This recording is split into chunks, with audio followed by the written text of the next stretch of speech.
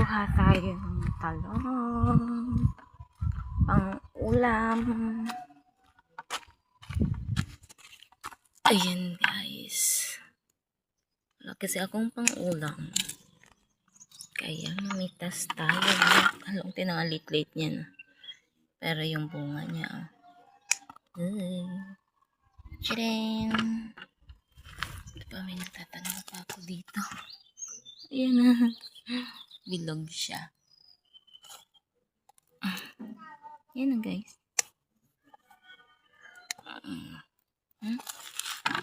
Oh my god.